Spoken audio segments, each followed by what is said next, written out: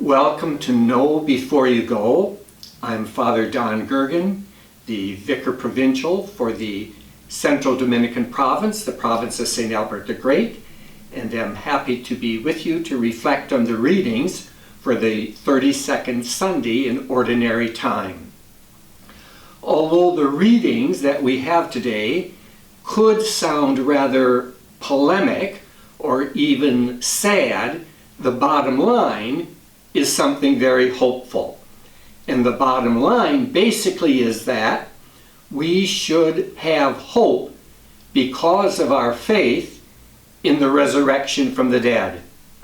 So the gospel text is a story we find in all of the synoptic gospels in which some of the Sadducees who do not believe in resurrection from the dead, that group among the Jewish people in contrast to the Pharisees who did not believe, and they are attempting to trick Jesus because Jesus does believe in the notion of resurrection from the dead.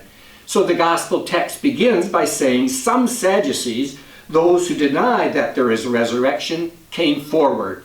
And of course then we have Jesus' response. Our first reading, however, is the one that could affect us in different ways. It's the story of the Maccabean martyrs.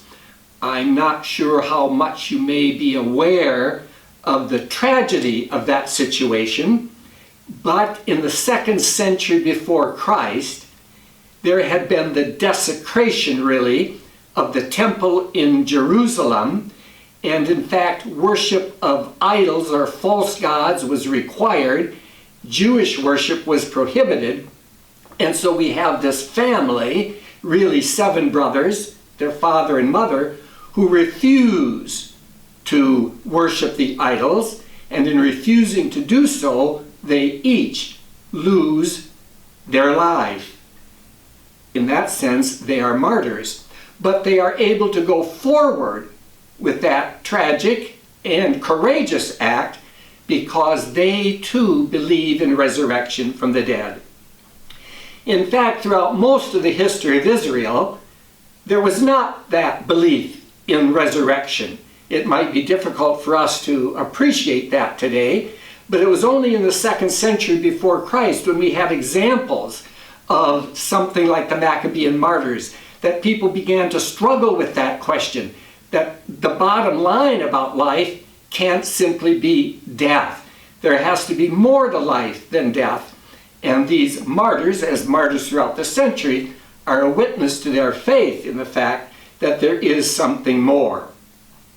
Now, the problem in the gospel text with the Sadducees is that then Jesus points out to them where they are wrong.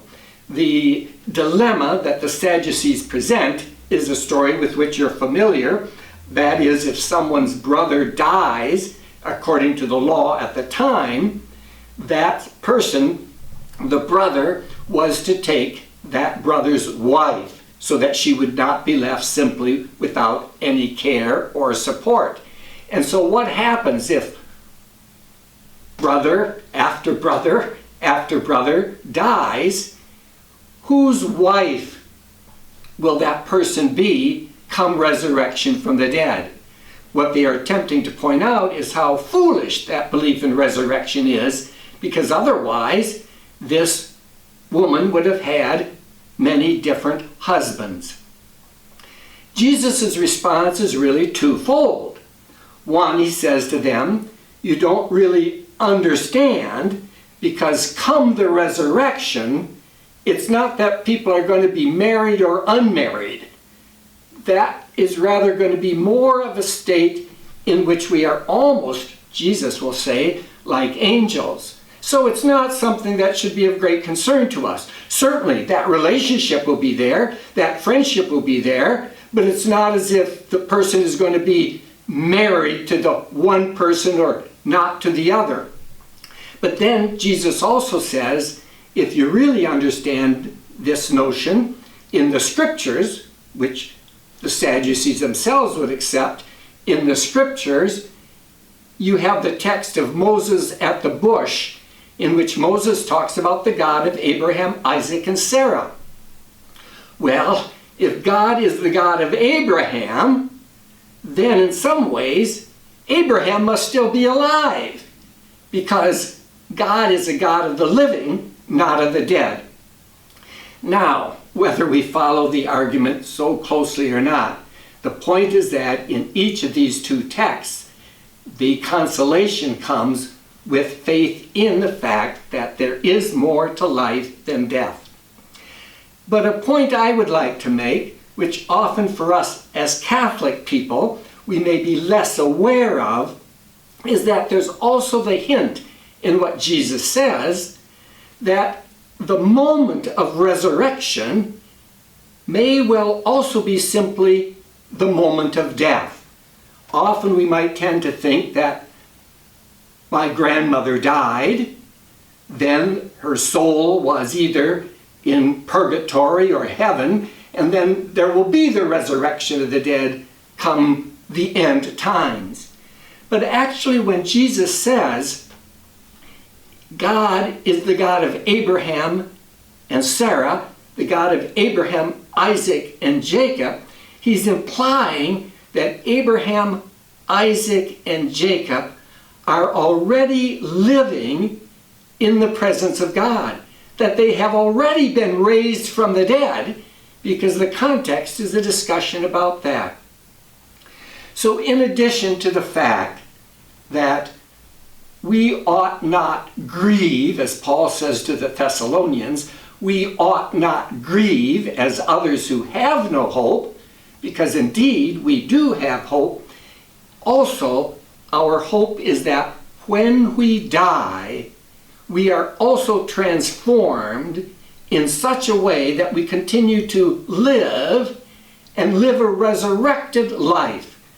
So that when my mom died or my dad died, the other side of the coin of death is new life, is resurrection. Now, in addition to this simply being perhaps hinted at in Jesus' understanding, it's very clear elsewhere in the scriptures and also in our own liturgy. So that Paul writes extensively about resurrection in his letter to the Corinthians. And there he talks about what is so important, that eye has not seen, nor has ear heard, nor has it entered into our human hearts and imagination what God has in store. So we ourselves, especially in this age of expanding space and space-time, we don't know what risen life will really be like, but we do have faith that we will be alive. But how that is to be conceived, even Paul will also say, with what kind of body are the dead raised? We don't know. Some of those are unanswerable questions, but we still have the faith. But in his second letter to the Corinthians, Paul suggests that indeed the moment of resurrection is the moment of death. I find that consoling. Paul will say, when this body or this tent in which I live now turns to dust, that indeed we are given a new heavenly home in heaven at that time. And let me just read from one of the prefaces for Masses for the Dead, that anyone who's attended a funeral has probably heard this many times. But in that first preface for the dead, it says, "In him the hope of blessed resurrection has dawned, that those saddened by the certainty of dying might be consoled by the promise of immortality. Indeed, for your faithful, Lord, life is changed, not ended. And when this earthly dwelling turns to dust, an eternal dwelling is ready, made for us in heaven." In other words, when this earthly tent, earthly dwelling turns to dust, then God has in store for us something, as Paul would put it, eye has not seen, nor has ear heard, nor can we imagine. So we need to let go of all of our efforts, which are understandable, to try to imagine or visualize, conceptualize what that risen life will be like. What we do know is that it's going to be so wonderful that it's beyond anything we possibly could conceive or imagine. but that the bottom line is that we have hope in this life to come. Our hope is not for this life alone, even though, of course, we want improvement, an end to suffering, etc., in this life. So, the Sadducees think that they're able to fool and trick Jesus because of this problem connected with what if a woman has more than one husband, whose husband will it be come heaven? And Jesus is saying that's really a non-question also. What's important for us to realize is that our God, the God of Abraham, is a God of life, a God who loves life, who gives life, who created life. And when we die, will recreate us in a way that we can't imagine. So as we ponder these readings and we wonder how could those Maccabean martyrs have given up their lives, one son, one brother after the other, it was because they knew that there was more to life than this life alone. And that ought to be good news, a source of great consolation for us. And so my hope is that you yourselves will find consolation in this basic teaching of the church, that although we strive to live this life as well as we can, we know that there is always something more to come that is greater than anything we could possibly imagine.